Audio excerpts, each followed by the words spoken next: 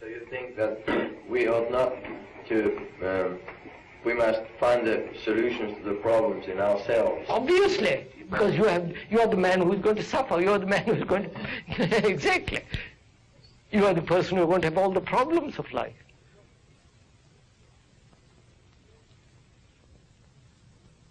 This series of talks by Krishnamurti represents the first time that he has permitted any of his talks or public appearances to be filmed.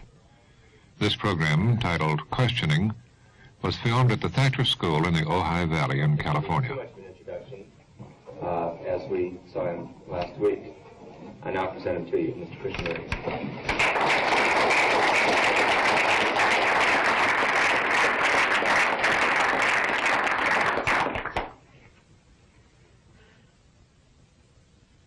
All the things we talked about the other morning. You know, it is really quite difficult to ask questions. And one must ask questions right through life. The more we ask, the greater the understanding between ourselves and our life. And also, we should, I think, in all asking questions and replying and understanding of that question, one should have a spot of skepticism. One can ask questions intellectually, argumentatively, to sharpen one's own brains at the expense of somebody else. So, I hope you will ask lots of questions, but to ask a question, it must be the right question. A wrong question will inevitably have no answer at all. But a right question, in the very asking of it, unfolds the understanding of it. And to ask a right question needs a great deal of intelligence, a great sensitivity, and a comprehension of the immense complexity of life. Anybody can ask a question. That's the easiest thing to do.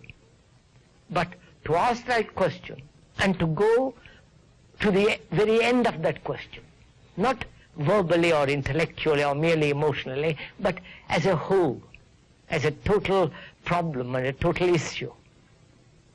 So I hope we can ask questions and see how far we can get together on that.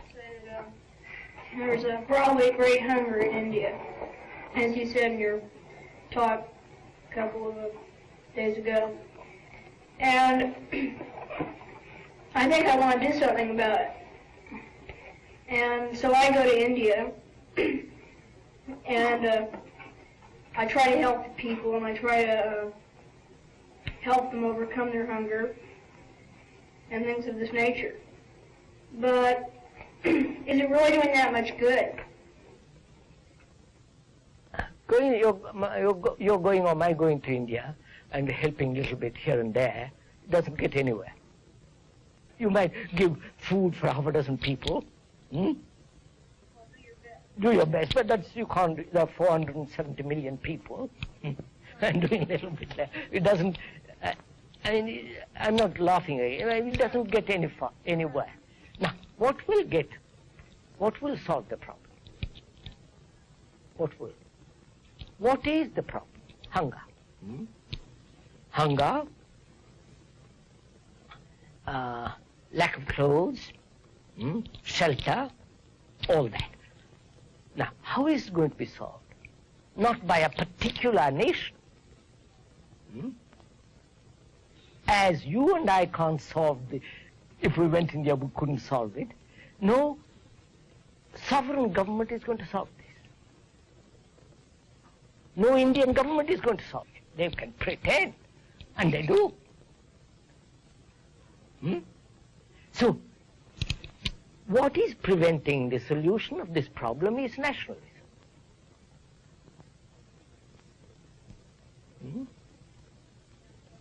My flag, my country, your country, and the division that takes place geographically, which is exploited by the politician. That is the factor, one of the major factors of preventing the solution of starvation, of feeding the people. Now, science has means of giving food, clothes, and shelter practically to everybody. It's not being done because of you are a British, I'm an Indian or Russian. We have our ideology and you have your ideology. Your king and my king, your army and my army. All that's preventing us. So it's a world problem, not individual or nationalistic problem. Right. How do you suppose that one be able to overcome these nationalistic barriers? First, one has to be free of it oneself. Yeah, I don't see how I can be. Wait. One has to be free of it oneself. Neither American nor Indian nor... Then get up and talk, shout, do anything not for the little things, but for the major issues. Then perhaps you will sow some seed that will take root. That's all. Now, if every human being, educated, cultured, who is really serious, wants to solve this problem, he will do something.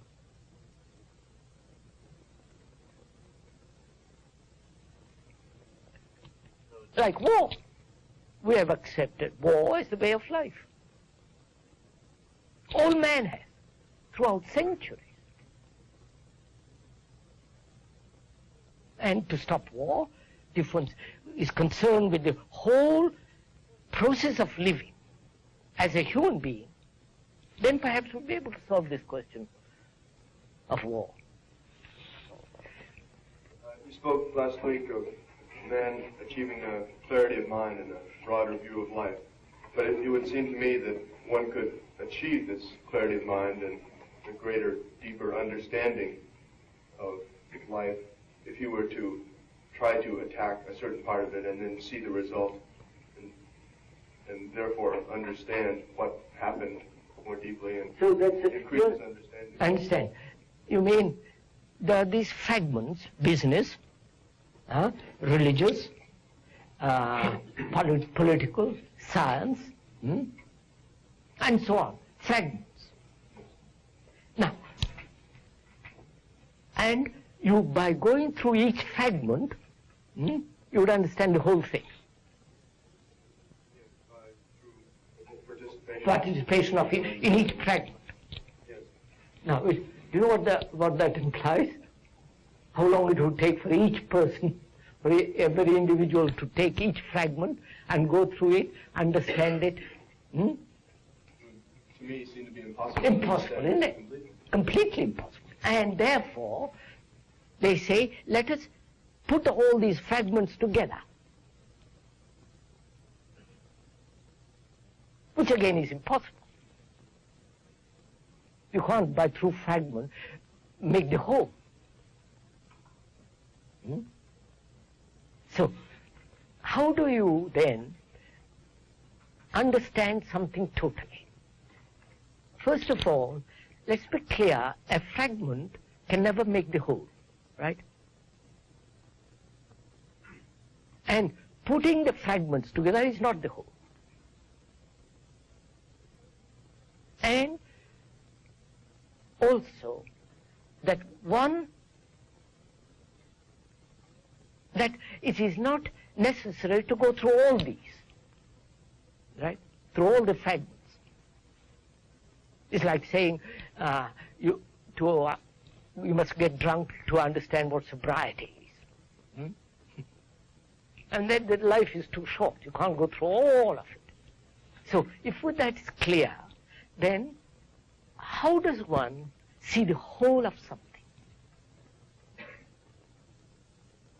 whole of life, life including sorrow, death, love, family, politics, economics, amusement, entertainment, the misery, this, all that. Now, how do you see the whole thing?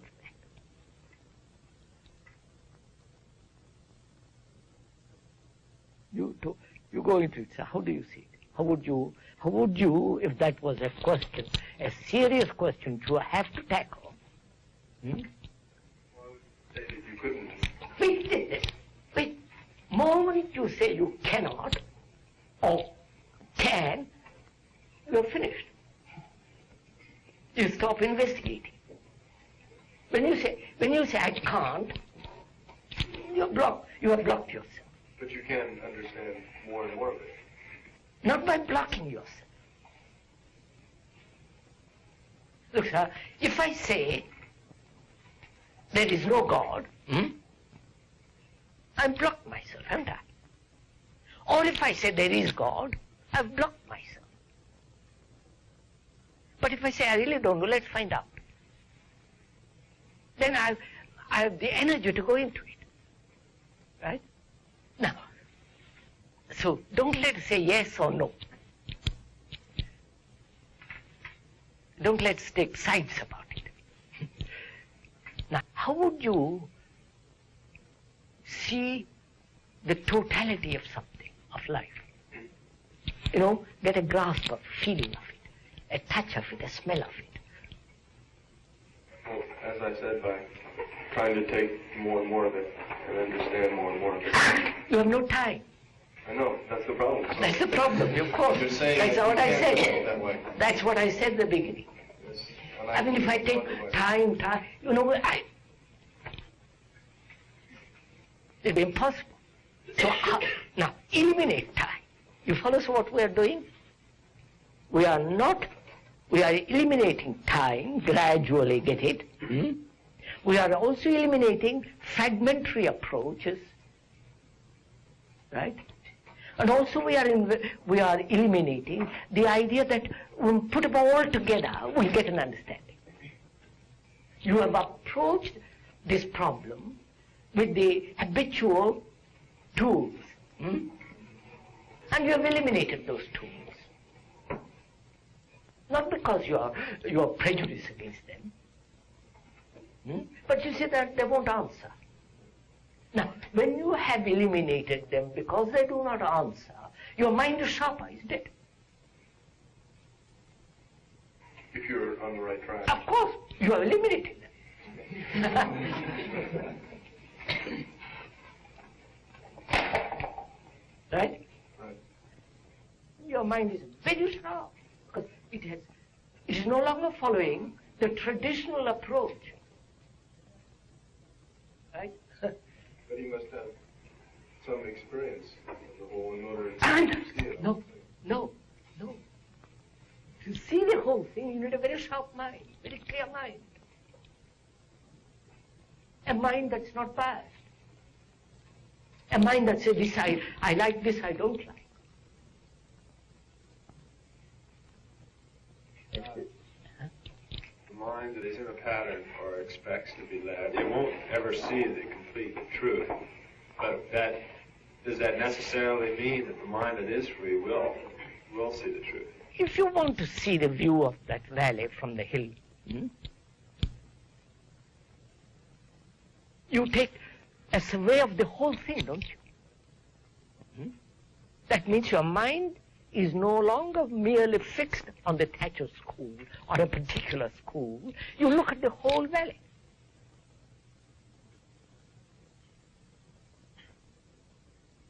So here is a whole complex map of life. Business, all the rest of it. Very complex. And to understand the whole of that, you must be free to look. But you cannot look if you say, well, it must be, you can only look at it through a fragmentary approach. Therefore, we say, free the mind from fear. As long as there is fear, that fear will take shelter in a belief. Christian or doesn't matter what belief. Because fear demands comfort, security, hope, and all the rest of it. So, being afraid of something, death or something else, that fear must take shelter in something. Therefore, whether you believe in reincarnation or not, or some other belief, is the same. All beliefs are the same, because they are essentially born out of this fear.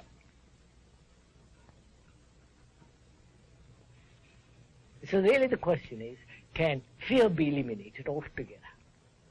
And that's why the religions and the ancient cultures have said, believe not knowing. Yes, sir. Well, then to eliminate fear of death, say, from the mind, one must know what death is. How must you? No, How can you know? Wait, sir. How can you know what death is when the mind is afraid of death? When I'm afraid of you. Right, but you can't get rid of your fear unless you know what it Wait, is. sir, wait. I'm afraid of you. And therefore, I always take shelter. I never look at you. Right? I barricade myself, I invent a lot of ideas, prevent myself from looking at you, right? I can only look at you when I have no fear. And what am I afraid of? Not of death, but of something I have known. My family, my job, my daily routine, every the things I have. And I'm afraid of losing them. I'd like to know your thoughts on that.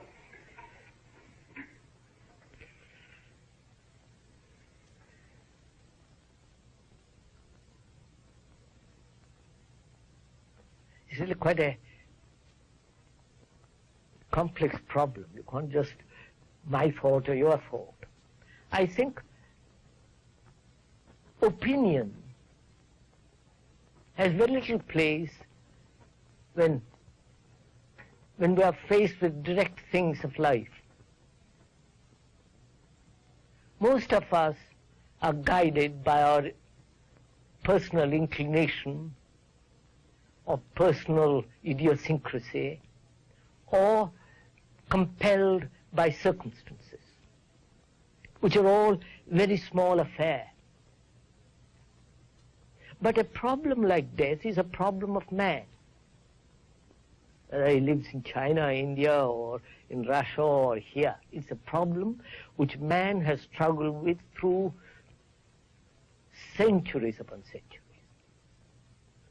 And the Egyptians, say, for instance, lived. For them, death was much more important than living. And there are whole communities right through the world, historically, and also when one has lived in a country like India, where culture is very, very ancient. There are all kinds of ideas, beliefs, dogmas about death. Death being, one is frightened of it. Frightened of that thing called death, which is going to put an end to everything. So they invent theories, like reincarnation. You know something about it? Either you choose that or the Christian belief, which depends upon your conditioning. If you are a Christian, naturally brought up in a Christian world, you will accept that, the Christian dogma. Now, if one can put aside the Asiatic belief and the Christian belief and every form of personal hope and despair, and then we can investigate the meaning of death. You see, as long as there is fear, the unknown, death, becomes a tragic affair.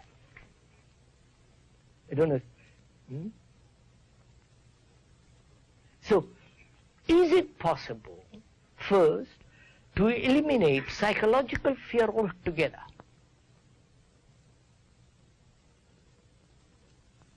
That's quite a, I won't go into all that. Unless that is done systematically, with clarity, without any arrière-pensée, without any holding back from this problem of fear, then one can go into this question of death very, very deeply.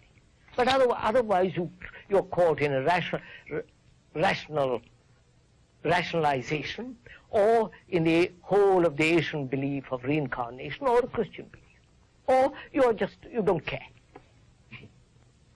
But it seems to me a society or a community or a group of people who are not concerned with death, have no foothold in life. You know what I mean? Have nothing. Therefore they become terribly superficial. That's what's happening in this country. Terribly mundane, physical, and no culture can stand that. Do you agree that the fear of death is the fear of losing your possessions, the joys of life? Partly. Well, if that's so, then the person who has reached the state of clarity, who has cast off all his fears and fear of death, therefore he wouldn't, the joys of life wouldn't mean anything to him. Oh. Is that? Now, that's just it. Why not? How do you lose the fear of death? By not fearing the things that you... No. There must be much more positive action than that. You must die every day.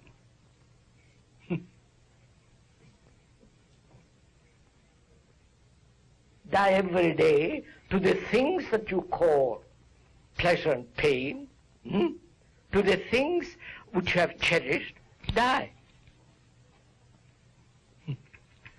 Otherwise, what? Look at, sir, what are you? A little bundle of memories, aren't you? Huh?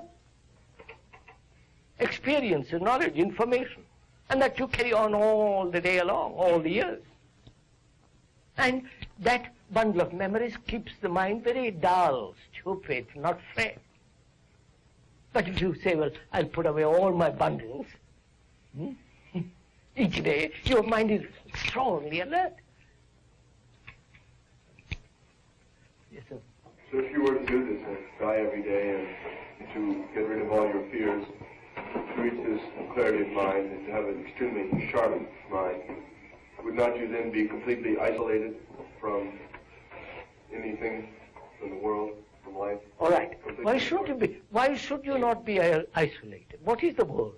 Well, that's fine. I think it can be very good. But then, if you are going to do anything with this clarity of mind, such as change the world order, then you will change it.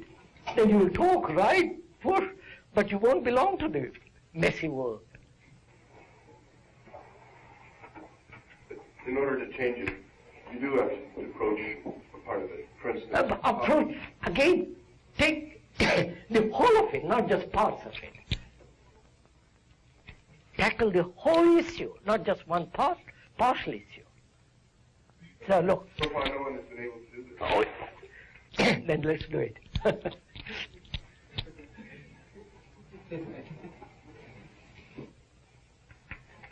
And you said that we have to approach everything with an open mind and we mustn't take any point of view. That if we get confused, we'll judge. Well, when you approach, say, what is life with an open mind, you'll start, and then you'll get one fragment you won't understand. And you'll question it, and then you'll become confused, and then you'll have to judge. Well, how are we supposed to do this without... First of all, they're contradictory informations. One propagandist says one thing, another propagandist says another. The priest says something, and the businessman, the military-man, and the politician, everybody is contradicting the other, and you, and people generally, are the recipient of all that contradiction. Right? So what do you do? Well, you have to judge. And no, you realize you are the result of all these contradictions. How can you judge when I'm... No, I suggest, first of all, is it possible not to be influenced at all? No, don't say no. You see, moment you say no, you've already taken a stand. Is it possible not to be influenced? Find that out. And that's very difficult because we are the result of 1,000 influences. Food, climate, and the culture in which you are born, and so on, so on.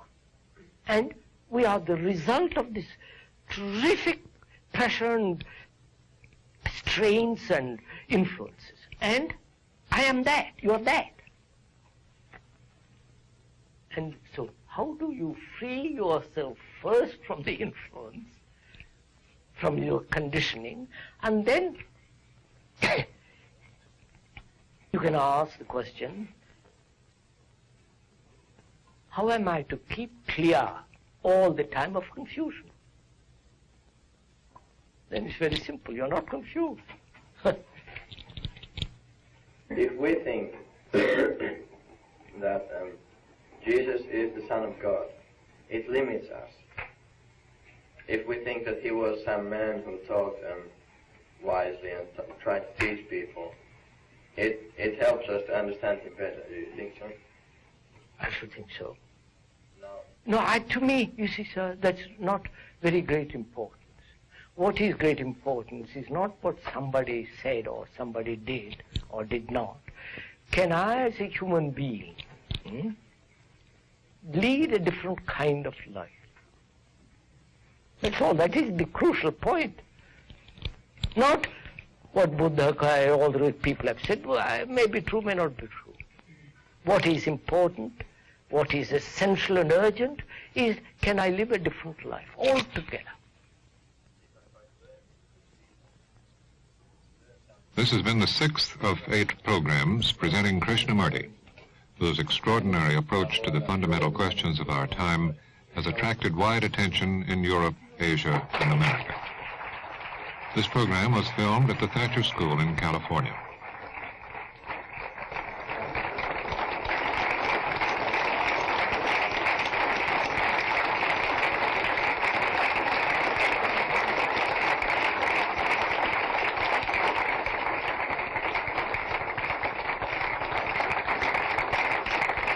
The concluding 2 programs in this series are called Living and Death and The End of Conflict.